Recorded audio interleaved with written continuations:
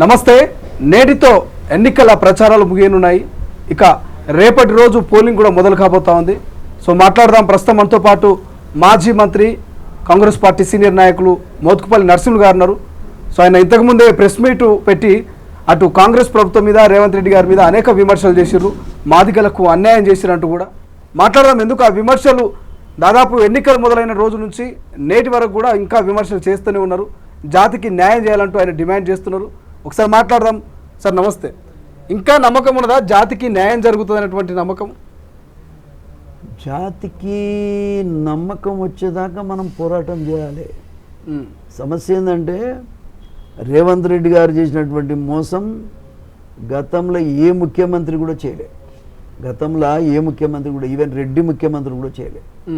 ఇతనికి ఏం పుట్టిందని ఈ నిర్ణయం తీసుకుండో, ఎందుకు మా పొట్ట కొడుతుండో మాకు అర్థం కాదు. విషయం ఏంటంటే పార్లమెంట్ అనేది అత్యున్నతమైనటువంటి ఇన్స్టిట్యూషన్. అది అటువంటి బాడీలో మమ్మల్ని లేకుండా, మమ్మల్ని రాజకీయంగా ఎదగకుండా దెబ్బ కొట్టడం అనేది అది చాలా బాధాకరమైన విషయం. జాతికి మొత్తానికి కూడా దీనివల్ల పెద్ద ఎత్తున దెబ్బ తాకింది. రాజకీయంగా మా జాతిని బొందబెట్టాలనే ప్రయత్నం సహించరన్నటువంటిది. కాబట్టే ఇవాళ నేను మా జాతికి చెప్పాల్సి వస్తుంది, తిరగబడి మాట్లాడాల్సి వస్తుంది. ఎందుకంటే ఆయన ఎవరండి? రిజర్వేషన్స్ అంబేద్కర్ మహనీయుడు లాంటి వాళ్ళు మాకు తెచ్చిచ్చారు. దాంట్లో మమ్మల్ని రిజర్వేషన్లనే తెలంగాణ రాష్ట్రంలో రేవంత్ రెడ్డి గారు రాజ్యాంగంలో నుంచి మమ్మల్ని విలువేసినట్టుగా చేయటం ఇది మంచి పద్ధతి. ఇది రేవంత్ రెడ్డి గారు రాజ్యాంగం, ఇందులో మాకు విలువ లేదు. మమ్మల్ని బహిష్కరించారు, అన్టచబుల్స్గా చేసి మమ్మల్ని ఈ రాష్ట్రంలో బహిష్కరించి టికెటే రాలేదంటే అర్థమైంది సార్. 80 లక్షల మంది మేము ఉంటే 80 లక్షల మంది కూడా మరి టికెట్ ఇవ్వలేదంటే మీ లెక్కెంత అన్నట్టే కదా, ఎవడు మీ దిక్కేవాడో చెప్పుకోమన్నట్టే కదా. మరి ఈ పరిస్థితుల్లో మేము ఎందుకు ఓట్లేయాలి? కాబట్టి మాదిగ జాతి అంతా ఒక తాటి మీదకి వచ్చి ఖచ్చితంగా రేవంత్ రెడ్డికి గుణపాఠం చెప్పాలనే నా ఉద్దేశం. మీరు ఇంతకుముందు ప్రెస్ మీట్లో మాట్లాడుతూ రేవంత్ కాంగ్రెస్ ఇది, సోనియా కాంగ్రెస్ కాదంటున్నారు. సో ఎట్లా చూసుకోవచ్చు ఈ అసలు వేరియేషన్? అంతే కదా, రేవంత్ ఇప్పుడు సోనియా గాంధీ గారు ఒక ఇంట్లో 2 టికెట్లు ఇవ్వమని అయితే చెప్పది, ఒక ఇంట్లో 3 టికెట్లు ఇవ్వమనేది చెప్పది. ఒక్కొక్క ఇంట్లో 2 టికెట్లు ఇచ్చి ఒక్కొక్క కుటుంబంలో 3 టికెట్లు ఇస్తే 80 లక్షల మంది ఉన్న ఒక జాతికి ఒక టికెట్ కూడా ఇవ్వకపోతే ఎంత అన్యాయం సార్. అది ఏ విధంగా ఓర్చుకోగలుగుతాం మనం? అంటే మాదిగా కులం యొక్క పేరే లేకుండా చేసే ఇది ఏ విధంగా దాన్ని మనం సమర్థిస్తాం సార్? అది చాలా దుర్మార్గమైన చర్య కదా. జాతి మొత్తానికి అన్యాయం జరిగేటువంటి చర్యను మరి అందుకే నేను సోనియా గాంధీ గారి కాంగ్రెస్ అయితే ఎప్పుడు అటు చేయరు. వాళ్ళ దృష్టికి రాకుండా కేవలం ఈయన రేవంత్ రెడ్డి గారి యొక్క చర్యల వల్లనే ఈ పరిస్థితి రాష్ట్రంలో. ఒక్కొక్క కుటుంబంలో ఇద్దరిద్దరికి ముగ్గురు టికెట్ ఇస్తారా ఎవడన్నా? ఆ రకంగా ఇచ్చినటువంటి పరిస్థితి ఎప్పుడైనా ఉందా ఈ రాష్ట్రంలో? ఇది రేవంత్ రెడ్డి గారు యొక్క దుర్మార్గమైనటువంటి ఆలోచనల వలన ఈ పరిస్థితి వచ్చింది. కానీ ప్రధానంగా 6 గంటలు వెయిట్ చేసినా అయినా కూడా ముఖ్యమంత్రి నన్ను కలవలేకపోయారు అంటున్నారు. నిజంగా 6 గంటలు వెయిట్ చేసినా కలవలేకపోయారా ఒక మాజీ మంత్రిని, ముఖ్యమంత్రి? అదే కదా సార్, లేకపోతే నేనెందుకు చెప్పుకుంటా సార్, నాకేం అవసరం ఉంది. విషయం ఏంటంటే 6 గంటలు నన్ను కూర్చోబెట్టి నన్ను అవమానపరిచారు.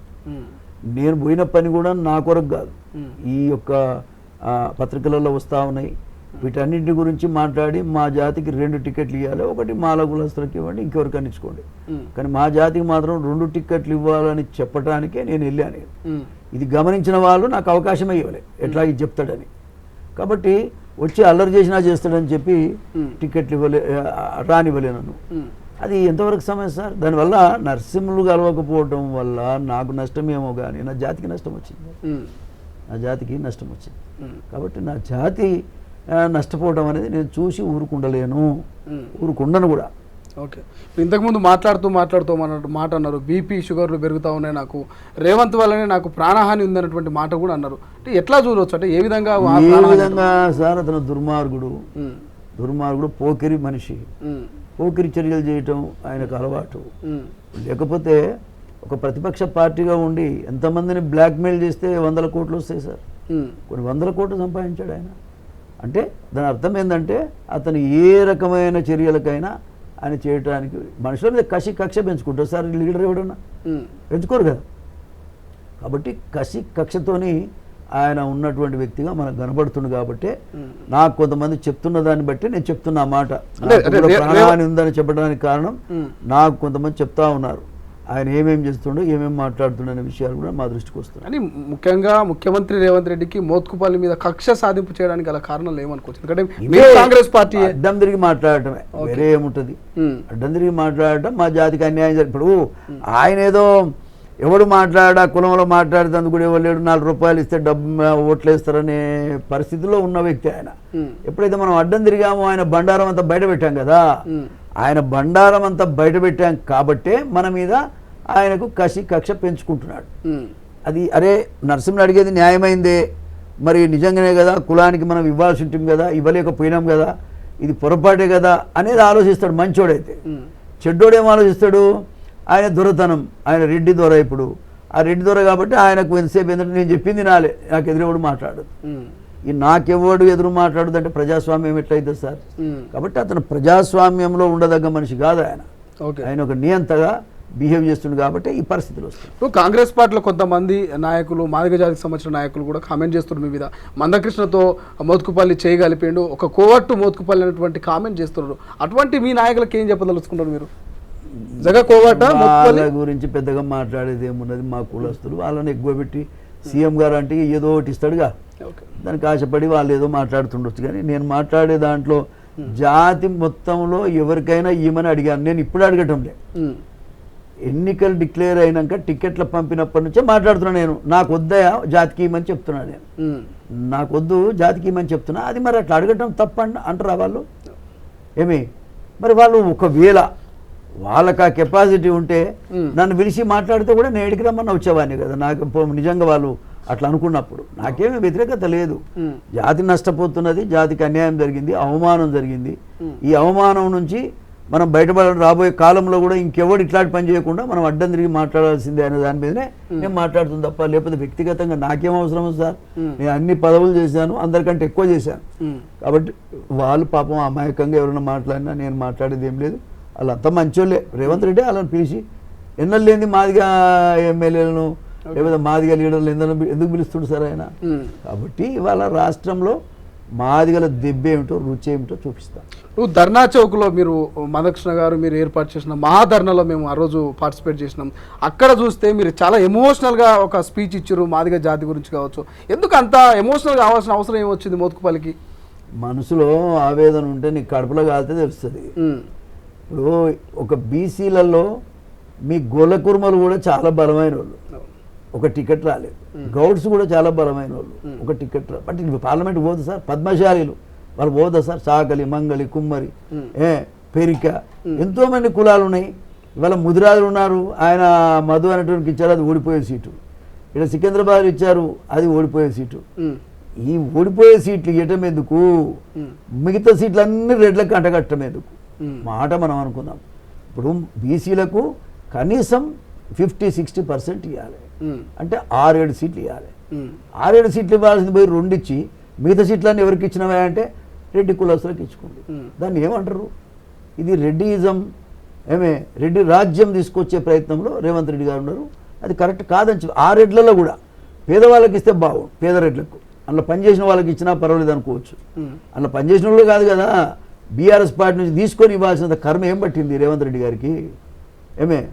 కాబట్టి ఇదంతా ఏంటంటే ఆయన యొక్క అనాలోచన విధానం వలన ఇదంతా జరుగుతుంది. ఆయన తీసుకున్న నిర్ణయం సరి అయింది కాదు అని చెప్పడానికే నా ఫైట్. ఇప్పుడు కాంగ్రెస్ పార్టీని బతికించాలనేది నా ఉద్దేశం. కాంగ్రెస్ పార్టీని బతికించాలనేది నా ఉద్దేశం. వ్యవస్థను చెడగొట్టి అందరిని చెడగొట్టే ప్రయత్నంలో రేవంత్ రెడ్డి గారు ఇది మంచి పద్ధతిగా. అంటే మోత్కుపల్లి కాంగ్రెస్లో ఉన్నారు, ఓటు మాత్రం వేరే పార్టీకి ఏమంటున్నారు? ఎట్లా ఈ ఎజెండాను ఎట్లా అనుకోవాలి? అంటే పార్టీ తీసుకున్న నిర్ణయం కాదు అది, రేవంత్ రెడ్డి తీసుకున్న నిర్ణయం. కాబట్టి పార్టీ ఎప్పుడైనా అందరికి మేలు చేసేటట్టు చూసుకుంటుంది, ఏ పార్టీ అయినా కూడా నష్టం జరగకుండా చూసుకుంటుంది. వ్యక్తి ఆలోచించింది కాబట్టి ఈ రకమైన నిర్ణయం తీసుకున్నాడు. ఆ నిర్ణయం సరి అయింది కాదు, అది ప్రజల కొరకు కాదు, అది ఎస్సీల కొరకు కాదు, బీసీల కొరకు కాదు, వ్యక్తిగతంగా తన అహంకారాన్ని చూపించుకోవడానికి తీసుకున్న నిర్ణయాలే ఈ రకమైన ఫలితాన్ని ఇస్తున్నాయి. ఇలా మనగాడు 14 సీట్లు గెలుస్తామని గెలవ మనం మనగాడిని మనం గెలవరంటారా? 14 కాంగ్రెస్ పార్టీకి సాధ్యం కాదంటారా? 14 కాదు 10 కాదు, సమస్యనే లేదు. సమస్యనే లేదు. తప్పకుండా ఈ ఎన్నికల ద్వారా ఆయనకు తగిన గుణపాఠం జరుగుతుంది. కానీ ప్రధానంగా ఈ కాంగ్రెస్ పార్టీ, మీ పార్టీ ఎజెండా ఒకటే, ఏదైతే ఎస్సీ ఎస్టీలకు బీసీలకు అన్యాయం జరుగుతుంది, రాజ్యాంగాన్ని సవరణ చేస్తారు, అవసరమైతే రాజ్యాంగం లేకుండా చేస్తారన్నటువంటి కోణంలో ప్రజల్లోకి వెళ్తున్నారు కదా, ఎట్లా చూస్తారు? నిజంగా బీజేపీ అధికారంలోకి వస్తే ఇవన్నీ జరుగుతాయి? ఒక ప్రధానమంత్రి మన స్టేట్కి వచ్చే నేను రాజ్యాంగాన్ని కాపాడే మొదటి వ్యక్తిని, నేను దానికి అన్యాయం జరగనివ్వను, నా ప్రాణం ఉండంగానే ఆయన చెప్తుంటే ఇవన్నీ దొంగ మాటలు, రేవంత్ రెడ్డి మాటలు. దాన్ని ఎవడు నమ్మాల్సిన అవసరం లేదు, నమ్మరు కూడా. రేవంత్ రెడ్డి విషయాన్ని ఎవడు నమ్మడు. రెండోది ఏంటంటే మమ్మల్ని, ఇంత పెద్ద కులాన్ని 80 లక్షల మంది ఉన్నాడు, మమ్మల్నే ఆయన ఈ రాష్ట్రంలో మమ్మల్ని బహిష్కరించాడు, మమ్మల్ని అవమానపరిచాడు, మమ్మలను అంటరాని వాళ్ళుగా చూస్తున్నాడు, మాకు టికెట్లు ఇవ్వకుండా చేసి మమ్మల్ని పార్లమెంటు పోకుండా చేశాడు, మా ఏబిసిడి మీద ఒక మాదిగ కులస్తుడు మాట్లాడకుండా చేశాడు. ఈ దుర్మార్గమైన చర్య కదా.